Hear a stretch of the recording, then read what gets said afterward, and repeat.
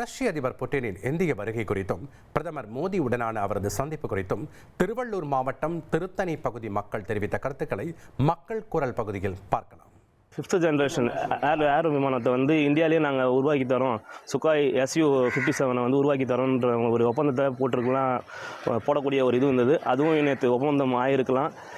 இன்னொன்று வந்து நம்ம ரஷ்யா கையிலேருந்து மலிவான விலையில் வந்து நம்மளுக்கு கச்சா எண்ணெய் கொடுக்கப்பட்டிருக்குது.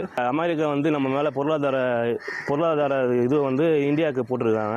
அதனால் வந்து அந்நிய செலவாளியில் பார்த்திங்கன்னா இந்திய ரூபாய் வந்து ரொம்ப மதிப்பு கம்மியாகவே ஆகிட்டு இருக்குது சமீப காலத்தில்.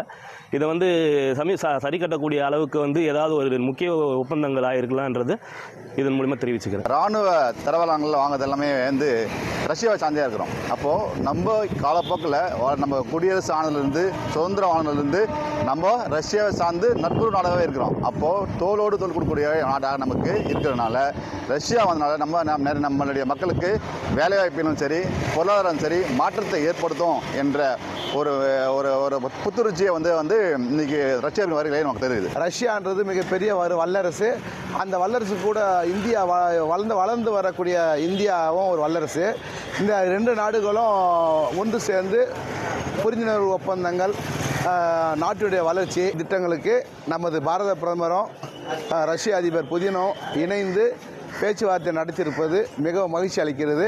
பாரத பிரதமர் ரஷ்ய அதிபரோட புதினோடு சேர்ந்து நம்ம நாட்டில் நிறைய பேர் படிச்சுட்டு வேலைவாய்ப்பை தேடி வெளிநாட்டுக்கு போகிறாங்க.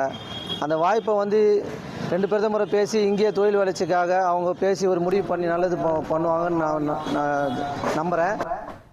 மக்கள் குரல் பகுதியில் திருவள்ளூர் மாவட்டம் திருத்தணி பகுதி மக்கள் தெரிவித்த கருத்துக்களை நாம் பார்த்தோம். இனி செல்லும் இடமெல்லாம் செய்தி.